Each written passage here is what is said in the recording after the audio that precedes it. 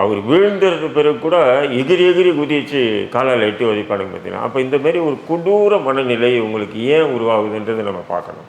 பார்த்தீங்கன்னா போதையில் இப்போ என்ன சொன்னால் கஞ்சா அடித்தா விஷயம் முடிச்சுக்கிறாங்க. பேப்பரும் அதான் முடிச்சது, காவல்துறை தான்.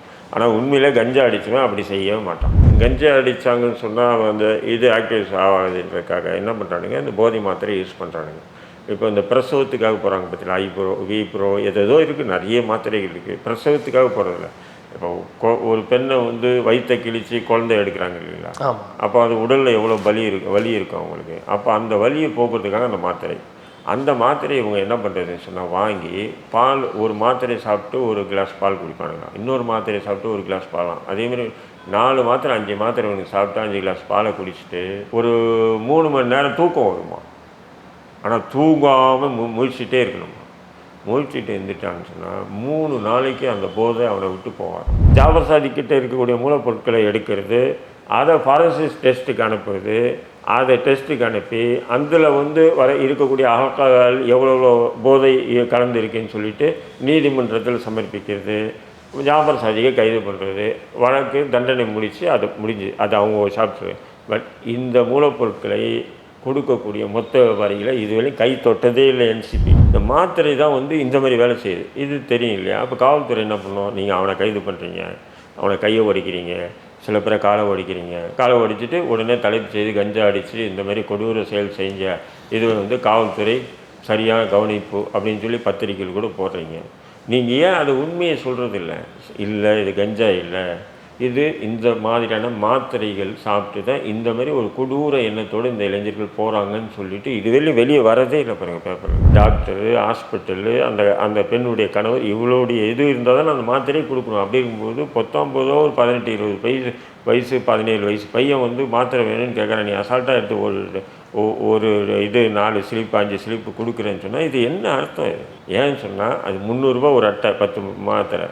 ஆனால் இவன் 2500 ரூபாய்க்கு விற்கிறான். தண்ணி அடித்தா கூட பாருங்கள், அப்படியே போதில் தள்ளாடி போவோம், அந்த கோவத்தில் போவோம், வெட்டுவோம், ஓடி வந்துடுவாங்க. கொலை வச்சுட்டா போவோன்னு ஓட்டுவான்.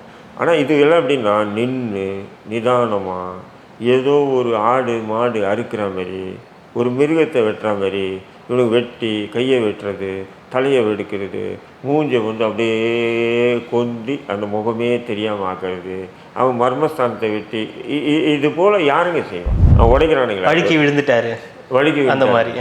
அது உண்மையிலே உடைப்பாங்க. 2 கட்டை மாரி போட்டு இது விட்டு டக்குன்னு உடைச்சிடுவாங்க, உடைப்பாங்க. அவனுக்கு நல்லா சிரிச்சிட்டே இருப்பான். ஏன்டா உடையுது, கை உடைச்சிட்டானுங்களே, எலும்பு உடைஞ்சிது, ரத்தமாக ஊற்றுது, அவன் சிரிச்சுக்கிட்டே ஜெயிலுக்கு வருவாங்க சிரிச்சுக்கிட்டே. ஆனால் 3 நாள் கழித்து அவனுக்கு கத்துவான் பாருங்க.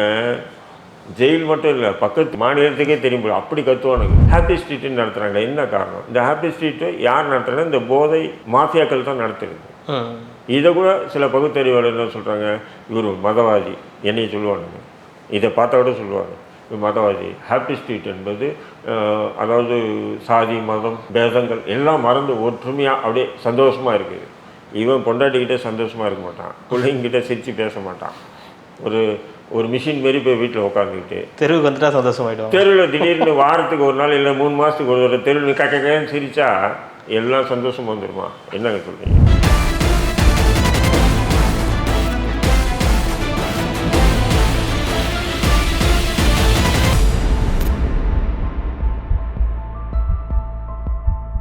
ரெட்ரோலுக்ஸ் நெஞ்சங்களுக்கு வணக்கம். நான் உங்கள் கார்த்திக். இன்றைய எதிர்வினை நிகழ்ச்சியில் நம்மோடு இணைந்திருப்பவர் திரு தடா ரஹீம் அவர்கள். வணக்கம் சார். வாங்க.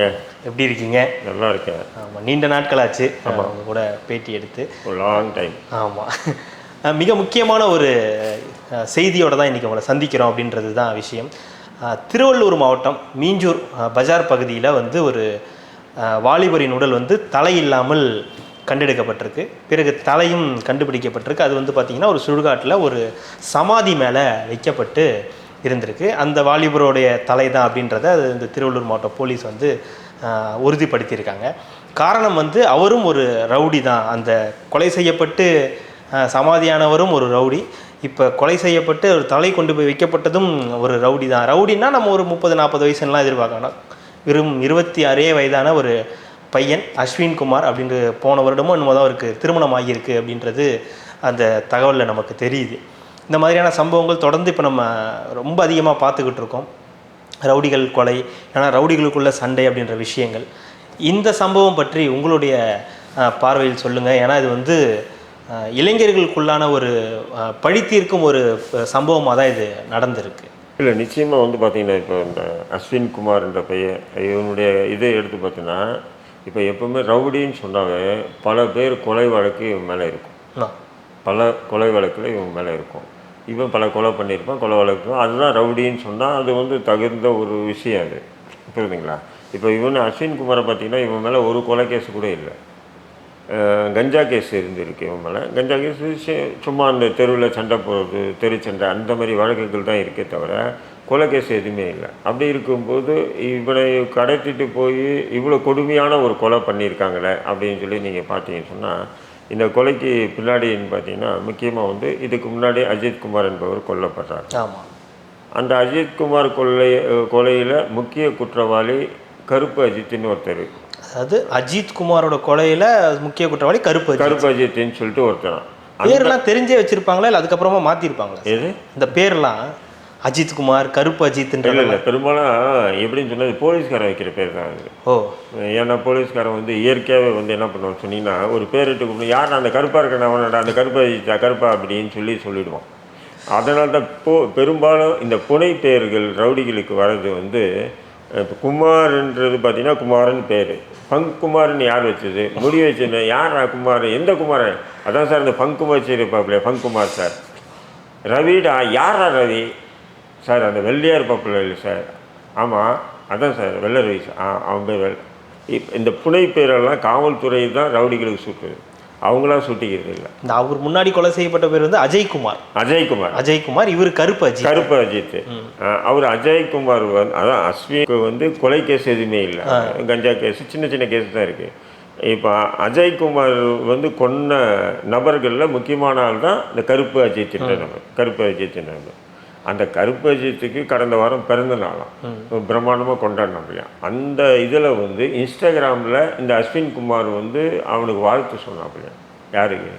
நம்ம கருப்பு அஜித்துக்கு. அப்போ தான் என்ன ஆகுதுன்னு சொன்னால், அஜய்குமாருடைய விசுவாசிகள் இருக்காங்கல்ல, அவங்க வந்து நீ வந்து ஒரு குற்றவாளி, அதாவது அஜய்குமாரை கொலை செய்த கருப்பு அஜித் வந்து ஒரு குற்றவாளி, அவனோட குற்றவாளிக்கு நீ இன்ஸ்டாகிராமில் அவ்வளோ தூரம் இது பண்ணுற, நீ ப்ரொமோட் பண்ணுறியான்னு சொல்லிட்டு தான் இவனை கூப்பிட்டுட்டு போய் கொலை பண்ணியிருக்காங்க. இப்போ இந்த கொலையில் பார்த்தீங்கன்னு சொன்னால், இப்போ அந்த பையனுக்கு ஒரு 22-23 வயசு, இப்போ தான் கல்யாணம் பண்ணியிருக்கான், சின்ன வயசாக தான் இருக்குது. அந்த கொலையும் கூட பார்த்தீங்கன்னா முன்னாடியெல்லாம் கொலை நடக்கும், அவ்வளோதான், செத்துட்டா விட்டுருவாங்க. இப்போல்லாம் எப்படின்னா கொடூர கொலை நடக்கும். நீங்கள் பார்த்துருக்கீங்கன்னா, முகமே சதிச்சிடுறது, கையை காலை தனித்தனியாக வெட்டி எடுக்கிறது, இப்படி எப்படின்னு சொன்னால் ஒரு விபத்து நடந்தால் எப்படி கோரமாக ஆகும், அதை விட மோசமான முறையில் ஒரு கொலை நடக்குதுன்னு சொன்னால், அப்போது அவன் எவ்வளோதான் கொடுமையான மனிதனாக இருந்தால் கூட நிச்சயம் அது போன்ற ஒரு மனநிலை, ஒரு கொலை பண்ணணும்னு சொல்லுவான், ஏதோ அடித்து சாகடிச்சு ஓடி வந்துடுவான். ஆனால் இந்த கொலைகள் எல்லாமே பார்த்தீங்கன்னா இப்போ சமீபத்தில் கொடுமையான கொலைகளாக நடக்குது. இல்லை, இதுவுமே கூட அப்படிப்பட்ட ஒரு கொலை தானே? ஆமாம், கொடூர கொலை. கை ஒரு பக்கம் இருந்திருக்கு, கையை பார்த்துட்டு தான் மக்கள் ஃபோன் பண்ணி போலீஸை கூப்பிட்டுருக்காங்க, கை கிடக்குதுங்க வெட்டி கிடக்கு, ஏதோ சுற்றி அது பக்கத்தில். அதுக்கப்புறம் போலீஸ் வந்து என்ன கை கிடக்குதுன்னு கையை எடுத்துக்கிட்டு அப்படியே சுற்றி பார்த்துட்டு அங்கே ஒரு மூட்டை இருந்திருக்கு, மூட்டையில் பார்த்தீங்கன்னா உடல் இருந்திருக்கு. அதுக்கப்புறம் தான் சிசிடிவி கேமரா அது இதுன்னு சர்ச் பண்ணி அதன் பிறகு தான் போய் அந்த சுடுகாட்டில் தலை இருந்திருக்கு. யாருடைய சுடுகாட்டில் யாருடைய சமாதியில் தலை இருந்திருக்கு? அந்த ஏற்கனவே கொலை செய்யப்பட்ட அஜய்குமாருடைய சமாதியாண்ட இவருடைய தலை இருக்கும்போது தான் அப்போ மோட்டிவ் அப்படின்றது கொண்டு போகிறாங்க. நான் கொண்டு போனேன், அஜய்குமார் கொலையில் இவன் முக்கியமான குற்றவாளியே இல்லை. முக்கியமான குற்றவாளி கருப்பு அஜித் என்ற நபர். அந்த நபருக்கு இன்ஸ்டாகிராமில் வாழ்த்து தெரிவித்த என்ற காரணத்துக்காகவும் இப்போ சிறையில் கூட இருப்பாங்க. இப்போ இவன் கஞ்சா கேஸ்லாம் உள்ளே போயிருக்கான் போது சிறையிலையும் நட்பாக இருக்கான். இந்த மாதிரி நிறைய இருக்கான். அப்போது இவங்களுடைய மனநிலை எப்படி இருக்குது பாருங்கள். உன்னைய அடித்தா அவனை நம்மளை அடிச்சிட்டான் அல்லது நம்ம நண்பரை அடிச்சிட்டான் திருப்பி அடிப்போம் அதுன்றது கூட ஒரு இது வந்து ஏதோ இன்ஸ்டாகிராமில் ஒரு என்கரேஜ் பண்ணாங்கன்றதுக்காக இப்படி ஒரு கொடூர கொலைகள்லாம் நடக்குது பார்த்தீங்களா. இதை நினச்சது வேதனையாக இருக்குது. அது சாதாரணமாக கொலை பண்ணிட்டு கூட இல்லை, கொடுமையாக கொண்டு இருக்காங்க என்பது. இப்போ இதுக்கு பின்னாடி என்ன இருக்குதுன்னு பார்த்தீங்கன்னா, இதுக்கு பின்னாடி போதை தான் 100%. இப்போ அந்த அஜய்குமார் கூட பார்த்தீங்கன்னா சின்ன வயசு பையனை தான், சின்ன வயசுலேயே அவன் ரவுடியே செத்துட்டான், அவனை கொண்டுட்டாங்க. இப்போ இந்த பையனை பார்த்தீங்கன்னா சின்ன வயசு தான். ஆனால் இவங்களுக்கு எல்லாமே என்னன்னு சொன்னால், இப்போ இவனை கொண்ட பசங்க பாருங்கள், இவங்களும் பார்த்தீங்கன்னா எல்லாம் 22, 24, 23 வயசு தான். இவங்களுக்கு அவங்களை இப்போ கொன்னவங்களா இருக்கட்டும், இப்போ கைது செய்யப்பட்ட பசங்களுக்கும் அவ்வளோதான் வயசு. அப்போது இவங்களுக்கு என்னென்னா, அதுலேயும் இப்போ கைது செய்யப்பட்டவங்க வந்து விஜய், ஸ்ரீநாத், அப்படி அஜய்குமார், இவங்கதான் முன்னாடி அந்த இதில் சம்பவத்தில் கொல்லப்பட்டவங்க அஜய்குமாரோட. அதான் சொல்கிறேன். அப்போது இவங்க எல்லாமே சின்ன வயசு பசங்க. அப்போது ஒரு ரவுடி ஆகணும்னு சொன்னால் ஒரு 20 வயசு 20 வயசுக்கு பிறகு அவனுக்கு வந்து சமூகத்தில் ஏதோ ஒரு சில பிரச்சனைகள் அல்லது குடும்ப ரீதியான பிரச்சனைகள், அதன் மூலயமா வந்து ஏதோ ஒரு சம்பவம் நடந்துச்சு. அந்த சம்பவம் நடந்ததுனால காவல்துறை நம்ம விரட்டுவான். அந்த காவல்துறை விரட்டுனதுக்காக அவன் ரவுடி ஆகணும். அதெல்லாம் ஒரு காலம் அது, புரியுதுங்களா? இப்போ எப்படி ஆயிடுச்சுன்னு சொன்னால், போதைக்காகவே கொலை பண்ணுறது, அப்போ ரவுடிஸ் ஆகிடுது. அப்போ ரவுடிஸ் இப்போ ஒரு சாதாரணமாக இந்த போதையை வந்து பார்த்தீங்கன்னு சொன்னால், இப்போ சமீபத்தில் கூட நீங்கள் பார்த்துக்கலாம், கண்ணகி நகரில் போலீஸ்காரனை அடிப்பானுங்க, கல்லெடுத்து. ஆமாம், ஊடகங்கள்லாம் தலைப்பிச்ச பாரு, கஞ்சா அடிச்சுட்டு எப்படி கொடுமையாக காவல்துறையை தாக்குறாங்க பாருங்கள் அப்படின்னு சொல்லுவாங்க. நம்மளோட எல்லாருமே பேசிகிட்டு இருக்காங்க. அதேமாரி வந்து இந்த மதுரை பக்கத்தில் ஒரு பஸ் கண்டக்டரை வந்து கொடுமையாக தாக்குவாங்க. அந்த பஸ் கண்டக்டர் பார்த்தீங்கன்னா, அந்த அடிக்கிற பசங்க பார்த்தீங்கன்னா ஒருத்தரும் மீசை கூட வளரல, சின்ன சின்ன பசங்க சுல்லானுங்க. அப்போது அவன் நிலையில் இருந்தான்னு சொன்னால் நிச்சயம் அப்படி தன் அப்பா வயசில் இருக்கக்கூடிய, தன்னுடைய தாத்தா வயசில் இருக்கக்கூடிய ஒரு நபரை அவர் வீழ்ந்தது பிறகு கூட எகிரி குதிச்சு காலால் எட்டி உதைப்பானுங்க பார்த்தீங்கன்னா. அப்போ இந்த மாதிரி ஒரு கொடூர மனநிலை உங்களுக்கு ஏன் உருவாகுதுன்றதை நம்ம பார்க்கணும். பார்த்தீங்கன்னா போதையில் இப்போ என்ன சொன்னால் கஞ்சா அடித்தா விஷயம் முடிச்சுக்கிறாங்க, பேப்பரும் அதான் முடிச்சது, காவல்துறை அதான். ஆனால் உண்மையிலே கஞ்சா அடிச்சுவேன் அப்படி செய்யவே மாட்டான். கஞ்சா அடிச்சு அப்படி செய்ய மாட்டாங்க, கஞ்சா அடித்து அப்படி செய்ய மாட்டாங்க. வேற என்ன? அப்புறம் இதுக்கு என்னன்னு சொன்னால் போதை மாத்திரைகள் தான் இருக்குது.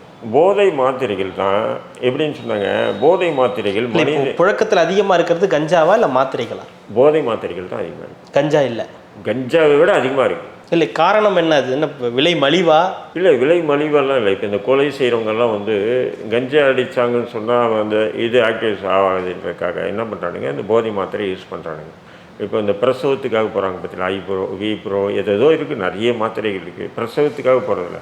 இப்போ ஒரு பெண்ணை வந்து வயிற்றை கிழித்து குழந்தை எடுக்கிறாங்க இல்லைங்களா, அப்போ அது உடலில் எவ்வளோ வலி இருக்கும் அவங்களுக்கு. அப்போ அந்த வலியை போக்குறதுக்காக அந்த மாத்திரையை இவங்க என்ன பண்ணுறதுன்னு சொன்னால், வாங்கி பால், ஒரு மாத்திரையை சாப்பிட்டு ஒரு கிளாஸ் பால் குடிப்பானுங்க, இன்னொரு மாத்திரையை சாப்பிட்டு ஒரு கிளாஸ் பாலாம், அதேமாதிரி 4 மாத்திரை 5 மாத்திரை இவனுக்கு சாப்பிட்டா 5 கிளாஸ் பாலை குடிச்சிட்டு ஒரு 3 மணி நேரம் தூக்கம் வருமா.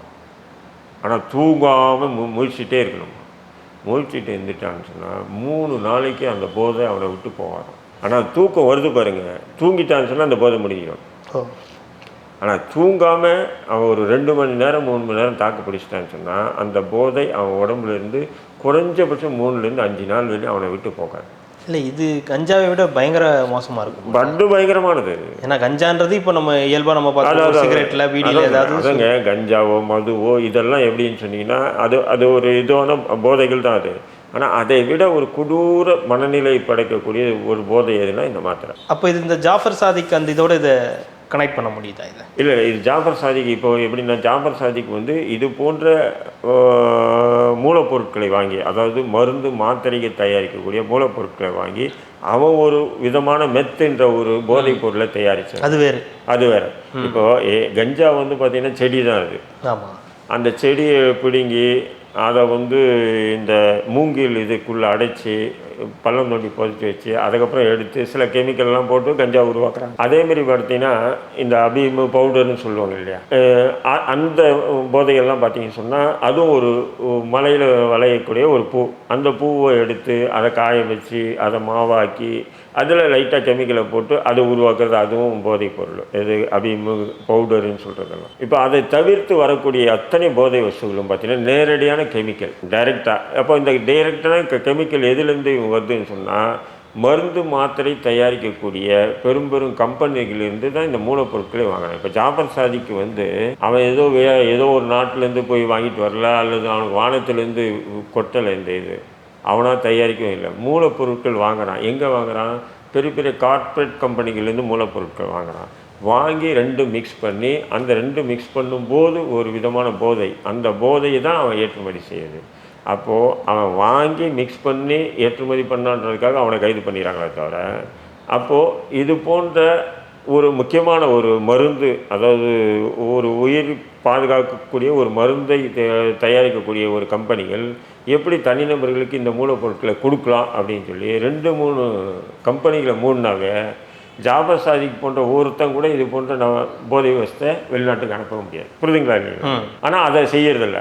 ஜாபர் சாதியை கைது பண்ணுறது, ஜாபர் சாதிக்கிட்ட இருக்கக்கூடிய மூலப்பொருட்களை எடுக்கிறது, அதை ஃபாரன்சிக் டெஸ்ட்டுக்கு அனுப்புறது, அதை டெஸ்ட்டுக்கு அனுப்பி அதில் வந்து இருக்கக்கூடிய ஆல்கஹால் எவ்வளோ போதை கலந்துருக்குன்னு சொல்லிட்டு நீதிமன்றத்தில் சமர்ப்பிக்கிறது, ஜாபர் சாதிக்கை கைது பண்ணுறது, வழக்கு தண்டனை முடித்து அது முடிஞ்சு அது அவங்க சாப்பிட்ரு. பட் இந்த மூலப்பொருட்களை கொடுக்கக்கூடிய மொத்த வியாபாரிகளை இதுவரையும் கை தொட்டதே இல்லை என்சிபி. அது ஒரு பக்கம், என்சிபி அப்படி தொட்டேன். அதே மாதிரி தான் இப்போ இந்த போதை மாத்திரைகளை வந்து என்ன பண்ணணும், இவங்களுக்கு நல்லா காவல்துறைக்கு தெரியுங்க. அதாவது நம்மளை அடிக்கிற அளவுக்கு ஒருத்தர் வந்திருக்குன்னா இவன் மாத்திரை போட்டிருக்கான்னு தெரியும். கஞ்சா போட்டால் நம்மளை அடிக்கிற அளவுக்கு வரமாட்டான். அப்படியே மந்தமாக உட்காந்துக்குவானுங்க. அவனுங்க சிரிச்சுக்கிட்டே இருப்பானுங்க, தூங்கிடுவானுங்க, இல்லை பேசிக்கிட்டே அப்படி தான் இருப்பானுங்க அந்த கஞ்சா அடித்தவனுங்க. இந்த மாத்திரை தான் வந்து இந்த மாதிரி வேலை செய்யுது. இது தெரியும் இல்லையா? அப்போ காவல்துறை என்ன பண்ணணும், நீங்கள் அவனை கைது பண்ணுறீங்க, அவனை கையை ஒடிக்கிறீங்க, சில பேரை காலை ஒடிக்கிறீங்க, காலை ஒடிச்சிட்டு உடனே தலைப்பு செய்து கஞ்சா அடித்து இந்த மாதிரி கொடூர செயல் செஞ்ச இது வந்து காவல்துறை சரியான கவனிப்பு அப்படின்னு சொல்லி பத்திரிக்கைகள் கூட போடுறீங்க. நீங்கள் ஏன் அது உண்மையை சொல்கிறது இல்லை? இல்லை இது கஞ்சா இல்லை, இது இந்த மாதிரியான மாத்திரைகள் சாப்பிட்டு தான் இந்த மாதிரி ஒரு கொடூர எண்ணத்தோடு இந்த இளைஞர்கள் போகிறாங்கன்னு சொல்லிட்டு இதுவரையும் வெளியே வரதே இல்லை பாருங்கள் பேப்பரில். ஏன்னு சொன்னால் மாத்திரைன்னு சொன்னால் அதோட முடியாத விஷயம். எந்த மெடிக்கல் ஷாப்பில் வாங்கினான்னு சொல்லி அவங்ககிட்ட கேட்கணும்.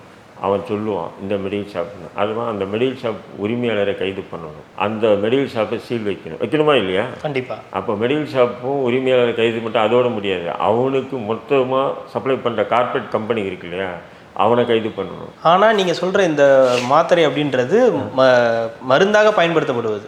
மருந்து தாங்க அது. அதாவது என்ன பண்ண சொன்னால், நீங்கள் வந்து ஏதோ திடீர்னு தலைவலி இருக்கும், மெடிக்கல் ஷாப்பில் போயிட்டு தெரியாத இப்போ போகிறோன்னு வச்சுக்கல, இப்போ இங்கேருந்து போகிறோம் வழி சரி ஒரு ஒரு மாதிரியாக இருக்குது, தூக்கம் இல்லாமல் இருக்குது, ஒரு அவியல் போட்டு தூங்குவோம்பா, ஒரு 2 அவியல் போட்டால் தூக்கம் வரும் அப்படின்னு நம்ம போய் ஒரு அவியல் கேட்டோம் வச்சுக்கலாம், டாக்டர் இதுக்கு இருக்கான்னு கேட்பான், ப்ரிஸ்கிரிப்ஷன் இருக்கான்னு கேட்குறானா இல்லை. அவ்வளோ யோகிய மாரி பேசுவானுங்க இந்த மெடிக்கல் ஷாப்காரங்க எல்லாரும். ஆனால் இது போன்ற மருந்து மாத்திரைகளை சர்வசாதாரணமாக இந்த போதைப் பொருட்கள் வியாபாரிகளுக்கு வந்து பெட்டி பெட்டியாக கொடுக்குறாங்க. இது எல்லா மெடிக்கல் ஷாப்பும் சொல்ல முடியாது, சில குறிப்பிட்டது தானே இருக்கும். இல்லை, பெரும்பாலும் நான் என்ன சொல்கிறேன், ஒரு அவியல் மாத்திரை கொடுக்குறதுக்கு நீங்கள் இந்த அளவுக்கு இது பண்ணி வச்சுருக்கீங்களா, கடமை கண்ணியம் கட்டுப்பாடுன்ற மாதிரி.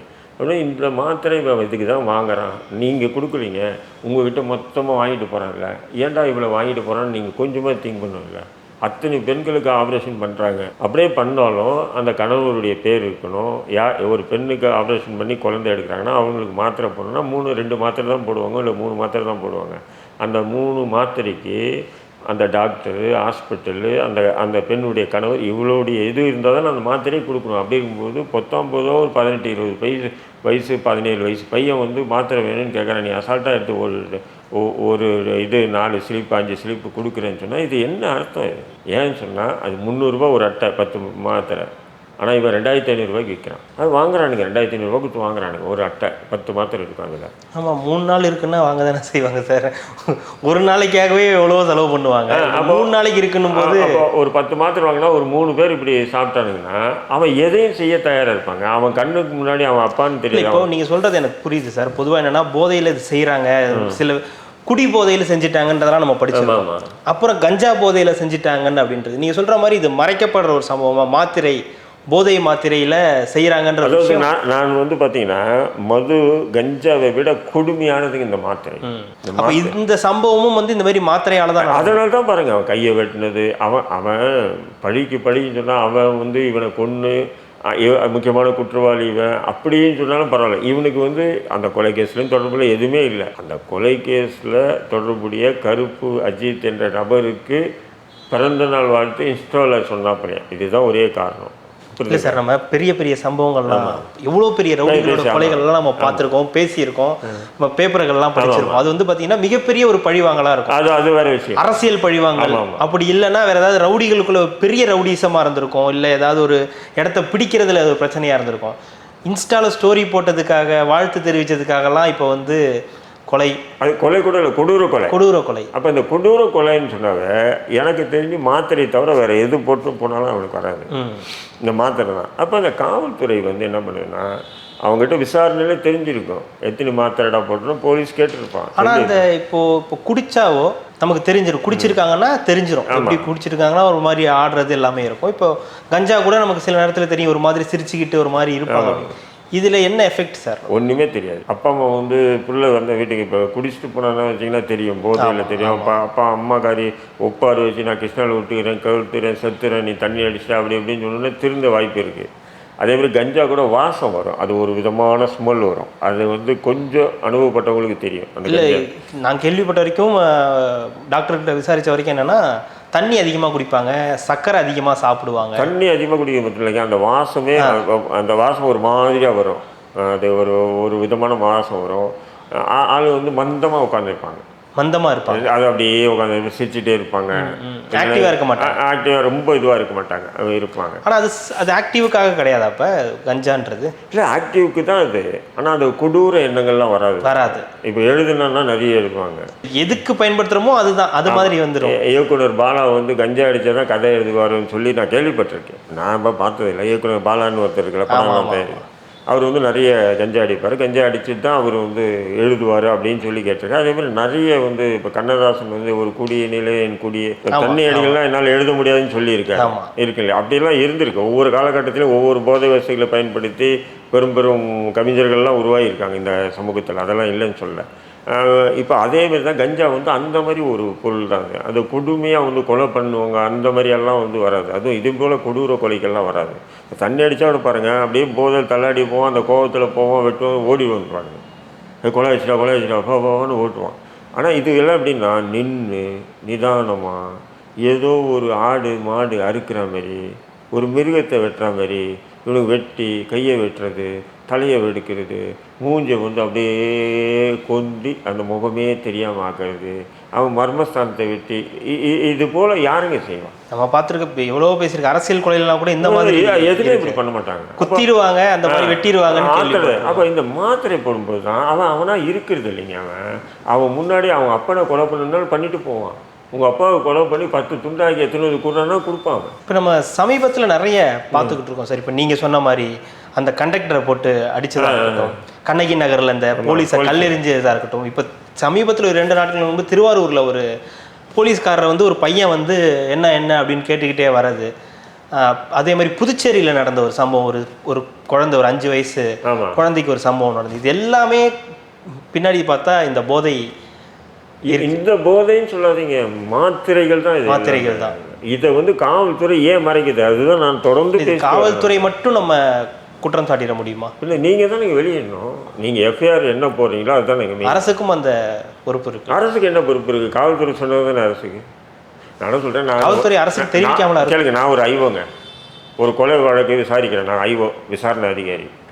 அப்போ நான் வந்து அந்த விசாரணை பண்ணி அந்த விசாரணையில் அதன் அடிப்படையில் நான் குற்றப்பத்திரிக்கை தாக்கல் பண்ணேன்னு சொன்னால் நீதிமன்றத்தில் அது ஒரு பேசு பொருளாகும், ஊடகங்களில் தலைப்பு செய்தி ஆகும். அப்போ நான் அதை மறைச்சி கஞ்சா போதை அப்படின்னு சொல்லி மட்டும் முடிச்சிட்டேன்னு சொன்னால் அது ஒரு பேசு பொருளாக ஆகாது. உங்களுக்கு நீதிமன்றமும் போகாது, ஊடகங்களையும் கஞ்சான்னு முடிச்சிட்டாங்க. இப்போ பாருங்கள், கஞ்சா அடித்து இப்படி பண்ணாங்க, கஞ்சா அடித்து என்னையை பொறுத்தவரையும் எனக்கு நான் கஞ்சா அடித்தவனும் பழக்கம் எனக்கு. ஏன்னா ஜெயிலேருந்து இருக்கும். எல்லா விதமான போதை வஸ்துக்களை பயன்படுத்தக்கூடிய மாத்திரை உட்பட என்னென்ன பயன்படுத்துகிறாங்கன்றது நம்ம அந்த பேச்சு அவனுடைய தொனியிலே தெரிஞ்சிடும். ஓரளவுக்கு எனக்கு தெரியும் அவன் எப்படி கொடூர மனம் படைச்சிருப்பான். அப்போ அந்த ஏங்க அவனை கூட்டும் போய் நீங்கள் கையை உடைச்சா கூட சிரிச்சுக்கிட்டே இருப்பாங்க. இந்த போலீஸ் எல்லாம் உடைச்சி கூட்டும் போது பார்த்தீங்களா, அவன் உடைக்கிறானுங்களா, வழுக்கி விழுந்துட்டாரு, வழுக்கி அந்த மாதிரி. அது உண்மையிலே உடைப்பாங்க. 2 கட்டை மாரி போட்டு விட்டு டக்குன்னு உடைச்சிடுவாங்க, உடைப்பாங்க. அவனுக்கு நல்லா சிரிச்சுட்டே இருப்பான். ஏன்டா உடையுது, கை உடைச்சிட்டானுங்களே, எலும்பு உடைஞ்சிது, ரத்தமாக ஊற்றுது, அவன் சிரிச்சுக்கிட்டே ஜெயிலுக்கு வருவாங்க சிரிச்சுக்கிட்டே. ஆனால் 3 நாள் கழித்து அவனுக்கு கத்துவான் பாருங்க. ஜெயில் மட்டும் இல்லை, பக்கத்து மாநிலத்துக்கே தெரியும் போல அப்படி கத்துவானுங்க. நம்ம அந்த மாத்திரையினால் பண்ண தவறு என்னன்னு அப்போ தாங்க உணர்வோம். காவல்துறை நான் என்ன சொல்கிறேன், நீங்கள் அந்த கொடூர கொலை பண்ணுறால கொடுமையாக நடந்துக்கிட்டான்றதுக்காக நீங்கள் கையை உடைக்கிறீங்க, காலை உடைக்கிறீங்க. அதுக்கு மூல காரணமாக இருக்கக்கூடிய அந்த மருந்து, அதாவது இந்த போதை மருந்து மாத்திரைகளை விற்பனை செய்யக்கூடிய கார்ப்பரேட் கம்பெனிகளையும் விற்பனை செய்யக்கூடிய மருந்தகத்தையே ஏன் மூடுறதில்லை? ஏன் அவங்கள கைது பண்ணுறது? 4 மெடிக்கல் ஷாப்பு சென்னையில் மூணுனா எவனோ ஒரு மாத்திரை விற்பானா? கொஞ்சம் யோசனை பண்ணி பாருங்க. நீங்கள் 4 மெடிக்கல் ஷாப் ஓனரை இழுத்து இந்த மாதிரி விசாரணை தெரியுதில்லை உங்களுக்கு. 4 மெடிக்கல் ஷாப் ஓனர் மூட நிப்பாட்டு இது கைது பண்ணி உள்ளே போடுங்க, வேறு சீல் கூட வைக்க வேண்டாம். ஏன்னா எல்லாமே நல்லா ஒரு ஸ்டேட்டஸ் உள்ள ஆளுங்க. ஐயோ இப்பா வேணண்டா இந்த வியாபாரமே அப்படியே விட்டு ஓடிடுவாங்க. அப்போ நீங்கள் காவல்துறை அந்த பக்கமே போகிறதில்லை. அவன் சர்வசாதாரணமாக விற்பனை பண்ணுறான். அது இன்றைக்கி என்ன ஆச்சு, கல்லூரி முன்னாடியெல்லாம் பார்த்தீங்கன்னா ஒதுக்குப்புறங்களில் தான் இந்தமாரி மாத்திரைகள் இன்ஜெக்ஷன் எல்லாம் போடுவான். இன்றைக்கி அது பரிணாம வளர்ச்சியாகி கல்லூரிக்கு, அதுவும் பரிமாண வளர்ச்சியாகி பள்ளிகளுக்கு கூட வந்துச்சா இல்லை? வந்துடுச்சு. ஆண் பெண் இருபாலரும் இன்றைக்கி சர்வசாதாரணமாக இந்த போதை வசதிக்கு அடிமையாகிறாங்க. நீங்கள் சாதாரணமாக இந்த போதை வசதி நீங்கள் பார்க்காதீங்க. இந்த ஸ்ட்ரீட் ஹாப்பி ஸ்ட்ரீட்டுன்னு நடத்துகிறாங்க. என்ன காரணம்? இந்த ஹாப்பி ஸ்ட்ரீட்டு யார் நடத்துகிறாங்க? இந்த போதை மாஃபியாக்கள் தான் நடத்துறது. இதை கூட சில பகுத்தறிவாளர் என்ன சொல்கிறாங்க, இவர் மதவாதி என்னையை சொல்லுவானுங்க, இதை பார்த்தா கூட சொல்லுவாங்க இவர் மதவாதி. ஹாப்பி ஸ்ட்ரீட் என்பது அதாவது சாதி மதம் பேதங்கள் எல்லாம் மறந்து ஒற்றுமையாக அப்படியே சந்தோஷமாக இருக்குது. இவன் பொண்டாட்டிக்கிட்டே சந்தோஷமாக இருக்க மாட்டான், பிள்ளைங்கிட்ட சிரித்து பேச மாட்டான். ஒரு மிஷின் மாரி போய் வீட்டில் உட்காந்துக்கிட்டு தெருவுக்கு வந்துட்டா சந்தோஷமாயிடும். ஒரு திடீர்னு வாரத்துக்கு ஒரு நாள் இல்லை 3 மாதத்துக்கு ஒரு தெருவில் கக்கன்னு சிரித்தா எல்லாம் சந்தோஷமாக வந்துடுமா? என்னங்க சொல்கிறீங்க? நீ குடும்பத்தில் எல்லார்கிட்டையும் பேசி சிரித்து சந்தோஷமாக இருந்தாவே சந்தோஷம். மிகப்பெரிய ஒரு குடும்பத்தோடு சந்தோஷமாக இருந்தாங்க. அப்போ இது யார் பண்ணுறான்னா, இப்போ அங்கே ஒரு 5000 பேர் கூடுறான் ஹாப்பி ஸ்ட்ரீட்லன்னா, அவன் ஆளுங்க ஒரு 1000 பேர் போதைக்கு அடிமையானவங்க இருப்பான். அந்த 1000 பேர் ஒரு ஃப்ரெண்ட்ஸ் சர்க்கிள் அப்படியே உருவாக்குவானுங்க. உருவாக்கி அதை அப்படியே பரப்புனா அதுதான் இந்த போதை மாஃபியாக்கள் உருவாக்குறது. இந்த எல்ஜிபிடிக்யூன்னு ஒன்று இருக்குது. ஆமாம். இது கூட இது பாருங்கள், நீங்கள் வானவில் இதுன்னு சொல்லி உயர்நீதிமன்ற நீதிபதியை கொடியசைத்து துவக்கி வைக்கிறார், பார்த்துருப்பீங்க நீங்கள். இது எல்லாமே போதை வசதி தான். இப்போ நீங்கள் பார்த்தீங்கன்னா கபில் ஷோன்னு சொல்லி பார்த்துருப்பீங்க. இந்தியில் கபில் சர்மா ஷோன்னு. ஆமாம். காமெடி. ஆமாம், காமெடி ஷோ கபில் சர்மா. அது பார்த்தீங்கன்னு சொன்னால் ஒரு வீடியோ நீங்கள் பார்த்தீங்கன்னு சொன்னால் மில்லியன்ஸ் கணக்காக போயிருக்கும். குறைஞ்சது 25 மில்லியன்ஸ் 500 மில்லியன்ஸ் போகும் அந்த யூடியூப்லேயே. அவ்வளோ அங்கே உட்காந்து அதை கமெண்ட் பண்ணி சிரிக்கிற நபர் நம்ம சித்துன்னு ஒரு கிரிக்கெட் பேர். ஆமாம்.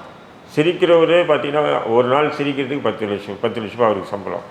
அதே மாதிரி நிறைய பேர் அது அவ்வளோ பிரம்மாண்டமாக செய்கிறாங்க. பட் அதில் அந்த காமெடி பண்ணுறாங்கல்ல, அந்த டைமிங் காமெடி பண்ணக்கூடிய அத்தனை நபர்களும் பார்த்தீங்கன்னு சொன்னால் போதைகளுக்கு அடிமை. ஒரு கட்டத்தில் என்ன ஆகுதுன்னா, கபில் சர்மா ஷோ நிப்பாட்டப்படுது. 2 ஆண்டுகள் தொடர்ந்து அப்படியே நிப்பாட்டப்படுது. என்னடா காரணம்னா, போதைக்கு அடிமையாக அதிகமாக போதை பயன்படுத்தி ஆனால் அவன் அவ்வளோ காமெடி பண்ணுவான். அந்த டைமிங் காமெடியெல்லாம், அதுவும் லேடிஸாக இருக்கட்டும் ஜென்ஸாக இருக்கட்டும், பெரிய ஆக்டர் நம்ம யார் அமீர் கானாக இருக்கட்டும் ஷாருக் கான் எல்லாமே அவனுடைய ஷோவுக்கு வருவாங்க, முக்கியத்துவம் கொடுப்பான். ரொம்ப அவனுடைய ஷோ எங்கே போட்டாலும் சரி அவ்வளோ காமெடியாக இருக்கும், அவ்வளோ இதுவாக இருக்கும். பட் 2 வருஷம் அவன் எதுவுமே செய்யலை. என்னடான்னு சொல்லி பார்த்தா, அவன் அந்த போதை மறுவாழ்வு மையத்தில் போய் சேர்ந்து இருக்கான். அப்போ இந்த தகவல் இப்போ தான் தெரியுது நமக்கு. அப்போ என்னன்னு சொன்னால், அந்த டைமிங் காமெடி இப்போ இதேமாரி இந்த விஜய் டிவியில் கூட நடத்துகிறாங்க பார்த்தீங்கன்னா, நீங்கள் நினச்சிட்டுக்கலாம் அதெல்லாம் நேச்சு எல்லாமே இந்த கஞ்சா, இதுக்கெல்லாம் கஞ்சா பயன்படுத்துவாங்க. அந்த டைமிங் இது கஞ்சா உடனே ஒர்க் ஆகும். மூளை டக்குன்ட்டு இதை பேசினா அது பேசினா இது பேசினா இவன் இதை சொன்னான் அதை இப்படி எல்லாமே இது போன்ற என்டர்டெயின்மெண்ட் என்ற போர்வையில் நடக்கக்கூடிய நிறைய விஷயங்களில் இந்த போதை வசதிகள் அதிகமாக புழங்குது. இதனுடைய ஒரு பரிணாம வளர்ச்சி தான் இந்த கொலையில் மாத்திரைகள் புழங்குது. மாத்திரை போன்ற போதை வசதிகள், இன்ஜெக்ஷனெல்லாம் ஒன்றுமே இல்லைங்க. அந்த இன்ஜெக்ஷன் போடுவோம் பார்த்தீங்கன்னா, இந்த மாத்திரைக்கு முன்னாடி அது ஒன்றுமே இல்லை. அப்படி ஒரு பவர் இந்த மாத்திரைகளுக்கு இருக்குது. அப்போ இதை போட்டான்னு சொன்னால் அவன் கொடூர கொலைகள் தான் பண்ணுவானுங்க. அப்போது காவல்துறை அதை விசாரித்து அந்த விஷயங்களில் உடனே அவங்க என்ன பண்ணணும், இந்த மாத்திரை வாங்கினாங்க 2 மெடிக்கல் ஷாப்பில் வாங்கினாங்களா, மெடிக்கல் ஷாப்பை கைது பண்ணணும் சம்மந்தப்பட்டவர். அப்போ பண்ணால் இது போன்ற போதை மாத்திரைகள் மெடிக்கல் ஷாப்பை கொடுக்க மாட்டாங்க. இந்த போதை மாத்திரைகள் தான் இந்த மாதிரியான கொலை சம்பவங்களுக்கு, கொடூர கொலைகளுக்கெல்லாம் இதான் காரணம் இதுதான். ஏன்னா ஒரு தந்தை வயசு தாத்தா வயசு உள்ள ஒரு கண்டக்டரை போட்டு சின்ன பசங்க அடிக்கிறாங்கன்னா, அப்போ அவன் இருந்தாலும் அடிக்க மாட்டாங்க. நீங்கள் கொஞ்சமாச்சும் நினச்சி பார்ப்பேன் இல்லை, எவ்வளோதான் கொடூர மனமாக இருந்தாலும், ஒரு மோசமான மூளை படைத்தவனாக இருந்தாலும் அவனை கொஞ்சம் பார்த்தோன்னே பயம் வரும். அடடா தாத்தா வயசு இருக்கா அப்பா வயசு அவர் விழுறாரு. அதுக்கப்புறம் எட்டி ஏதோ இந்த படத்தில் பார்த்துட்டு எட்டி ஒதைக்கிற மாதிரி ஒதைக்கிறான் பாருங்கள். அப்போது இதெல்லாம் மாத்திரை அந்த பசங்களுக்கு, சின்ன பசங்க எல்லாம் இன்றைக்கி பார்த்திங்கன்னா சென்னை போன்ற நகரங்களில் எனக்கு தெரிஞ்சு 10 லட்சம் மாணவர்கள்கிட்ட இந்த போதைக்கு அடிமையாக இருக்காங்க. அப்போ இதை ஒழிக்கணும் என்ன பண்ணணும், இது போன்ற ஏன் சொன்னால் மாத்திரை போட்டு வீட்டுக்கு போவான், அம்மா கேட்பா என்னடா கண்ணா ஹாய் மாம் ஹாய் டாடின்னு போவான். இப்போ தண்ணி அடிச்சுட்டு போனோம்னு வச்சுல தெரிஞ்சிடும். அதேமாதிரி கஞ்சா இது மாத்திரம் தெரியாது. அப்பா அம்மா என்ன நினைப்பாங்க, புள்ள ரொம்ப சந்தோஷமாக இருக்கானே அப்படி தான் நினைப்பாங்க. ஆமாம். ஆனால் கொஞ்சம் கொஞ்சமாக அவன் அடிமையாக உச்சத்துக்கு போகிறான் பாரு. அப்போ அவனை மீட்கணும்னு சொல்லி நிறைய பெற்றோர்கள் கஷ்டப்பட்டு இன்னும் ஒரு காலம் வருங்க. நான் சொல்கிறேன் எழுதி வச்சிங்க. இன்றைக்கி எப்படி கவர்மெண்ட் ஹாஸ்பிட்டல் இருக்குது, ப்ரைவேட் ஹாஸ்பிட்டல் இருக்குது, மூளைக்கு டிஸ்பென்சரி வச்சுருக்காங்க. இது போன்ற நிலை போதை ஒழிப்பு மையங்கள் இப்படி தெருக்கு ஆரம்பிக்க வேண்டிய நிலை. இது இப்படியே கண்டினியூ ஆச்சுன்னா தெருக்கு போதை ஒழிப்பு மையங்கள் ஆரம்பிக்க வேண்டிய நிலை உருவாகும். மிக கடுமையான இதை முன் வச்சிருக்கீங்க நீங்கள், அரசுக்கும் சரி காவல்துறைக்கும் சரி. ஏன்னா இது மாதிரியான சம்பவங்களுக்கு, கொடூர சம்பவங்களுக்கு காரணம் இந்த மாதிரியான போதை மாத்திரைகள் வந்து அதிக அளவில் இங்கே புழக்கத்தில் இருக்குது அப்படின்றது தான் காரணமாக இருக்குன்றது உங்களுடைய கருத்தாகவும் இருக்குது. மிக்க நன்றி சார். இவ்வளோ நேரம் உங்களுடைய நேரத்தை ஒதுக்கி எங்களுக்காகவும் ரெட்ரோலுக்ஸ் நேயர்களுக்காகவும் பல்வேறு கருத்துக்களை பகிர்ந்தமைக்கு ரெட்ரோலுக்ஸின் சார்பாக மிக்க நன்றி. நன்றி.